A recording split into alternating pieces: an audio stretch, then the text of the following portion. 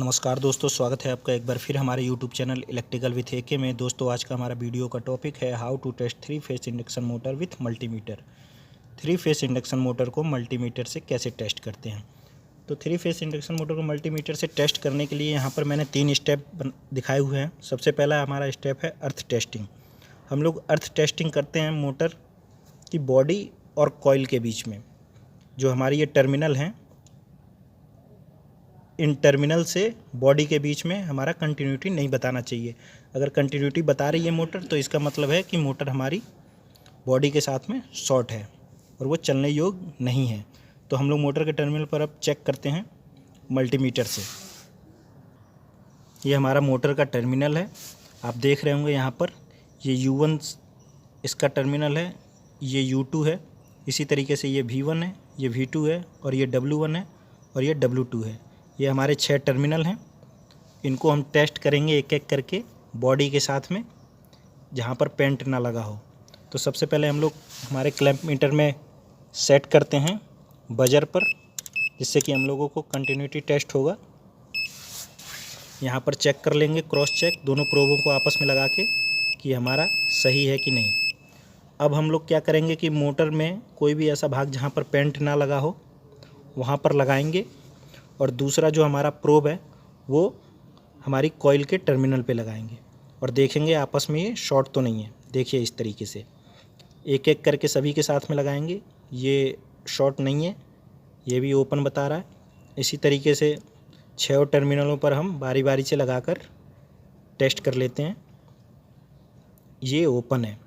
Open होने का मतलब ये है कि हमारी मोटर अर्थ टेस्ट में पास है। इस तरीके से हम लोग ये अर्थ टेस्ट कर लेते हैं मोटर पर। अब जो हमारा अगला टेस्ट होता है वो होता है हमारा कंटिन्यूटी। कंटिन्यूटी टेस्ट करने के लिए जो कंटिन्यूटी टेस्ट हमारा होगा वो होगा हमारा कॉइलों के दोनों सिरों के बीच में। जैसे ये हमारा U1 है और U2, इन दोनों के बीच में हम लोग कंटिन्यूटी टेस्ट करेंगे कि ये हमारा जो कॉइल है वो ओपन तो नहीं है। इसी तरीके से V1 और V2 के बीच में और W1 और W2 के बीच में आपस में हम लोग कंटिन्यूटी टेस्ट करेंगे कि हमारी ये कहीं से कॉइल ओपन तो नहीं है। तो फिर देखते हैं मोटर पर किस तरीके से इसको परफॉर्म किया जाएगा। यहाँ पर हमने इसको सेलेक्ट कर रखा है कंटिन्यूटी पे, और इस तरीके से टेस्ट कर लेंगे। उसके बाद एक एक करके हम लोग लगाएंगे। जैसे ये हमारा U1 है तो U2 के साथ में कंटिन्यूटी बताना चाहिए और किसी के साथ में ये नहीं बताना चाहिए। इस तरीके से V1 के साथ में लगाएंगे, V2 को यहाँ पर ये बताना चाहिए, लेकिन और किसी के साथ में लगाने पर ये कंटिन्यूटी नहीं दिखाना चाहिए। इसका मतलब ये है कि हमारी कॉइल ओके है। जैसे ये W1 W2 के बीच में कंटिन्यूटी बता रहा है, यानी कि हमारी कॉइल ओपन नहीं है। बाकी किसी के साथ में ये नहीं बताना चाहिए।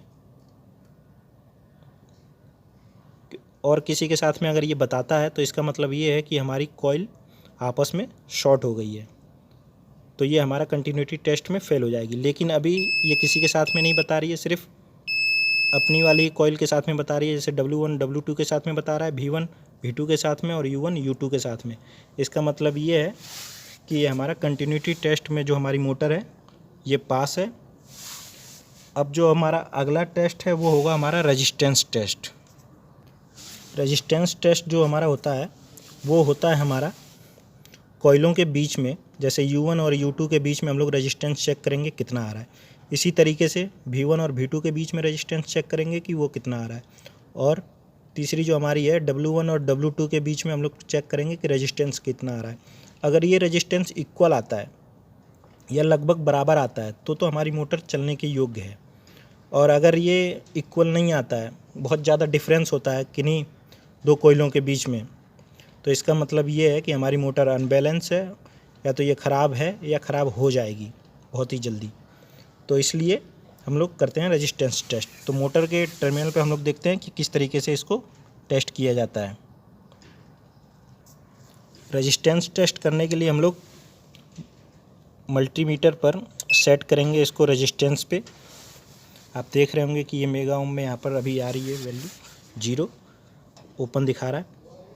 अब यहाँ पर हम लोग मोटर के टर्मिनल पर इसको टेस्ट करेंगे। जैसे ये हमारा U1 है तो U2 के बीच में देखेंगे कि कितना हमारा रेजिस्टेंस ये दिखा रहा है। ये देखेंगे आप 14.6 ये हमारी वैल्यू आ रही है U1 और U2 के बीच में, और ये स्टेबल है। इसी तरीके से हम V1 और V2 के बीच में देखेंगे। ये देख रहे होंगे आप 14.6 ये हमारी वैल्यू आ रही है और ये स्टेबल है, वेरी नहीं कर रहा है। इसी तरीके से हम लोग W1 और W2 के बीच में देखेंगे। ये वैल्यू भी हमारी 14.6 आ रही है, यानी कि ये जो हमारी तीनों कॉइल हैं इनका रेजिस्टेंस बराबर है और ये मोटर हमारी रेजिस्टेंस टेस्ट में पास है, यानी कि इसको हम सप्लाई देकर चलाकर देख सकते हैं। तो ये इस तरीके से तीनों टेस्ट परफॉर्म किए जाते हैं मोटर पर। अगर फिर भी आपका कोई भी डाउट रह गया तो कृपया कमेंट करें, और अगर आपने अभी तक हमारे चैनल को सब्सक्राइब नहीं किया तो कृपया हमारे चैनल को सब्सक्राइब कर लें और बेल आइकॉन को प्रेस कर दें, जिससे कि जब भी हम कोई नया वीडियो अपलोड करें तो आपको उसका नोटिफिकेशन प्राप्त हो जाए। तो फिर मिलते हैं इसी तरीके के नए इंटरेस्टिंग वीडियो में। तब तक के लिए नमस्कार, धन्यवाद।